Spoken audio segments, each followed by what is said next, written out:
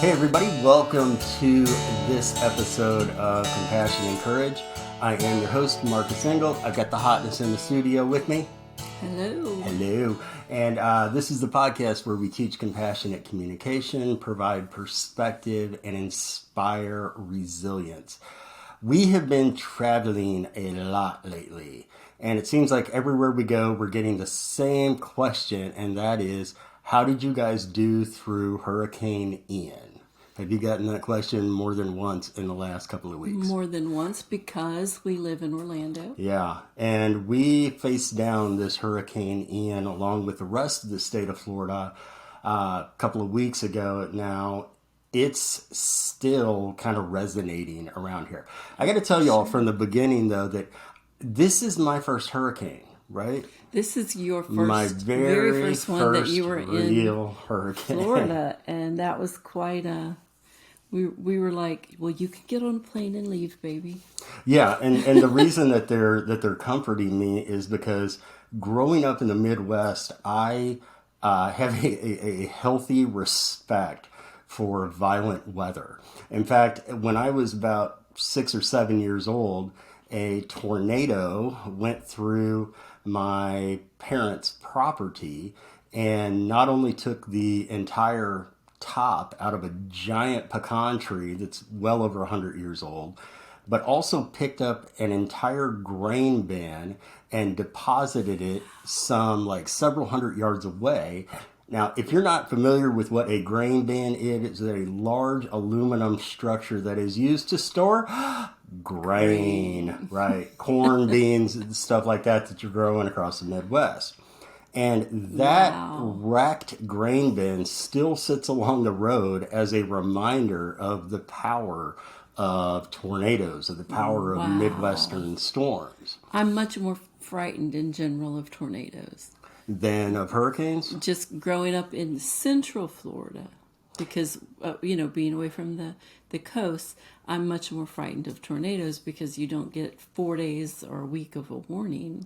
Right, very true. And so this hurricane was scary because it was so big, of course, and that has the ability to spawn even more tornadoes. And even though the tornadoes that we get here in Florida off of a hurricane are not typically as big as some of those that are going through Tornado Alley in Kansas and Missouri and Arkansas and Oklahoma, they can still do, obviously, a lot of damage. Now, being unfamiliar with a hurricane, I got to say, we've been in Florida for 15 years. I've been in Florida for 15 years now.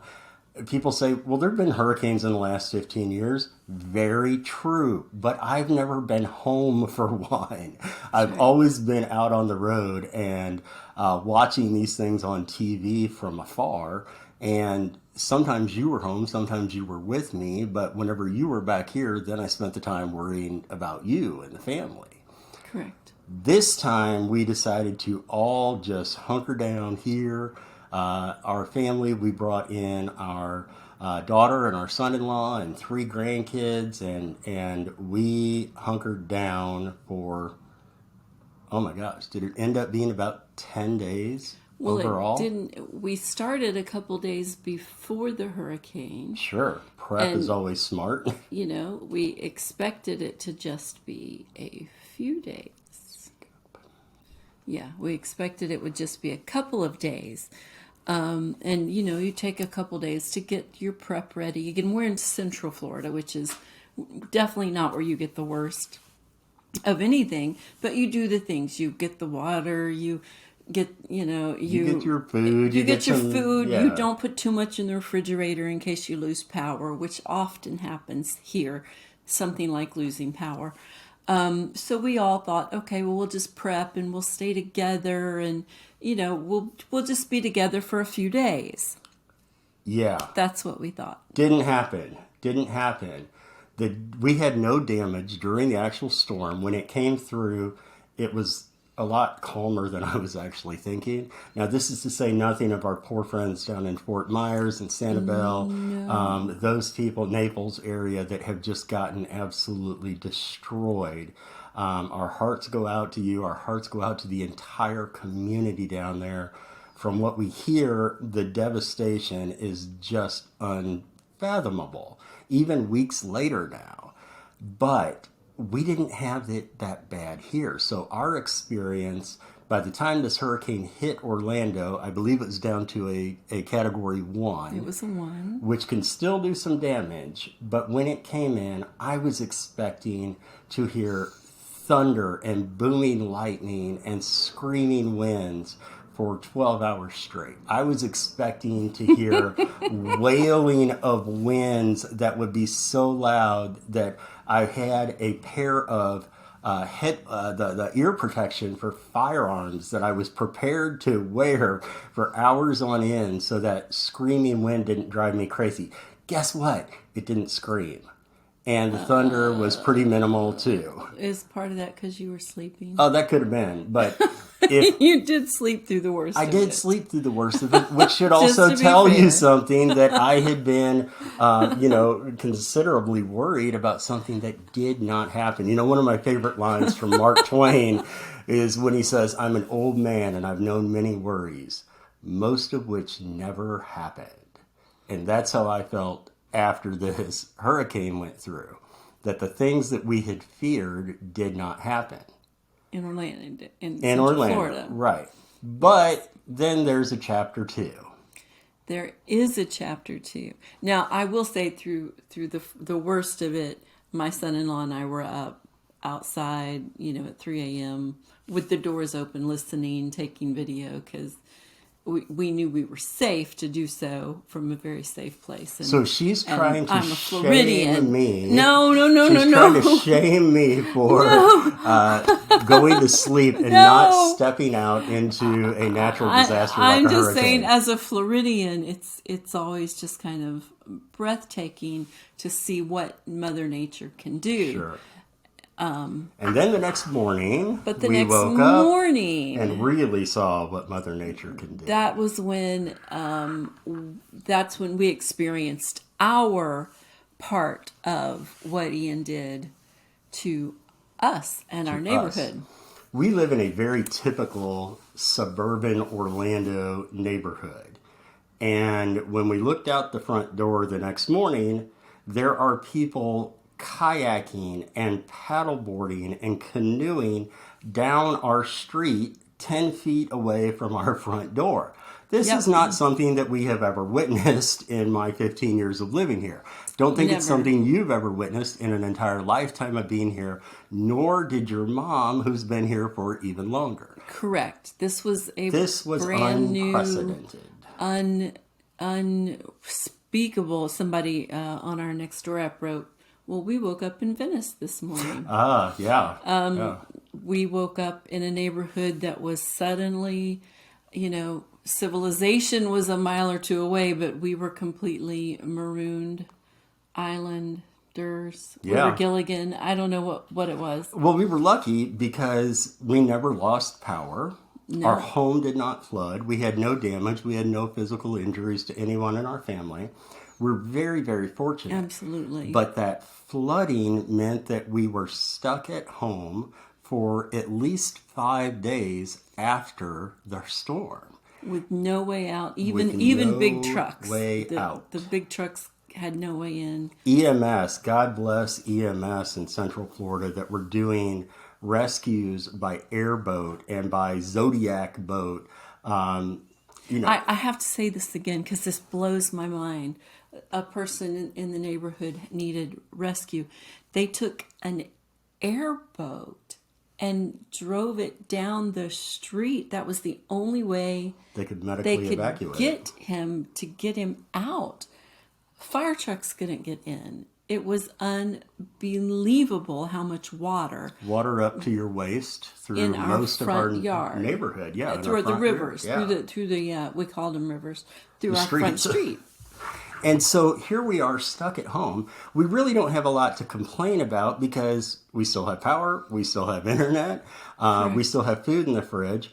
But yet it was so strange that a mile away, the grocery stores are open, Subway is open, the T-Mobile place is open.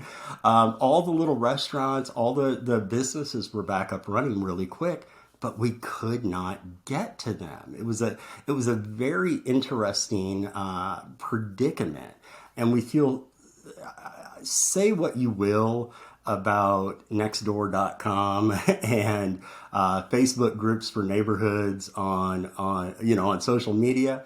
Say what you will about those being places that people stir up trouble. I saw it used for nothing but good during Absolutely. that time, with restaurants nearby that were giving free food that could be delivered by paddle boat to homes. They were canoeing free Uber food to people Yeah, who were stuck in, because one of the things you do when a hurricane's coming, you don't overpack your refrigerator in case you lose power.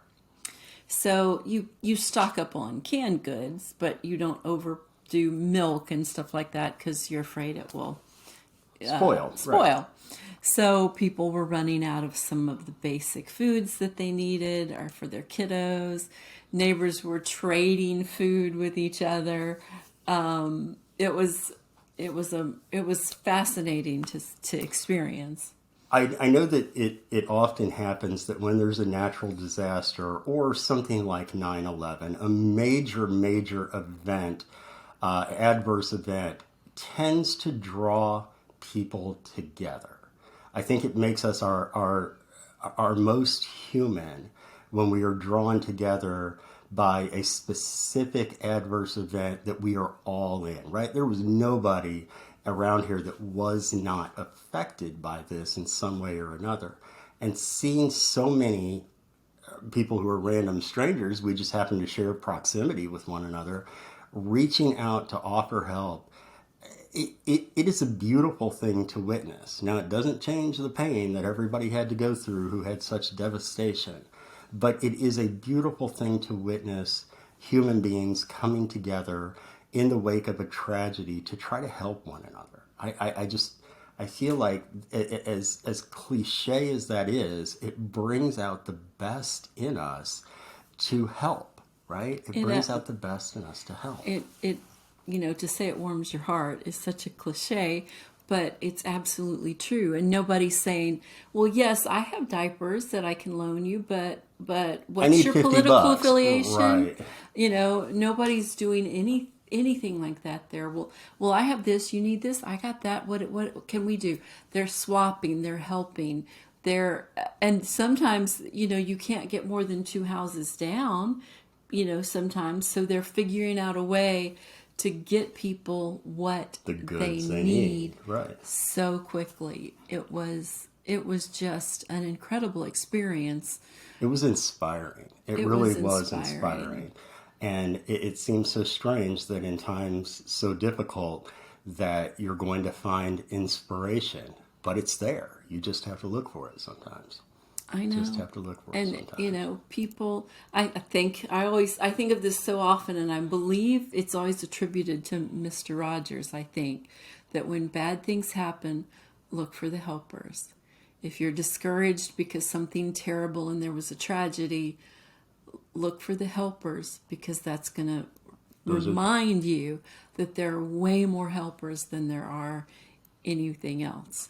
And seeing it in action in such a bizarre situation, we feel very fortunate. And I know even now in the places that are truly devastated, there are so many people coming in to help, and will continue to do that while they continue to need so much help. Yeah, yeah. So thank you all. If you had donated to the Red Cross, or I know seen people online that are coming down in mission groups to help with the cleanup efforts, etc. Yes. Thank you all so much for lending a hand and doing what you can. Doing what you can. When you lend a hand, doing what you can.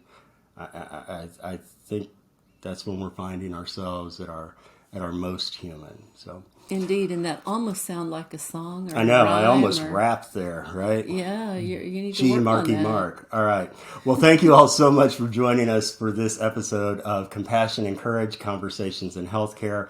And thank you to everyone who has reached out to ask if we are okay in the wake of this hurricane. We are fine. please send your good wishes and maybe your donations to further south in Florida. Thank you all so much for being with us for this episode. This is the podcast where we teach compassionate communication, provide perspective, and inspire resilience. Thank you all so much for continuing to subscribe and interact with all those social media type things. We appreciate you, and we will see you next time on the CNC podcast.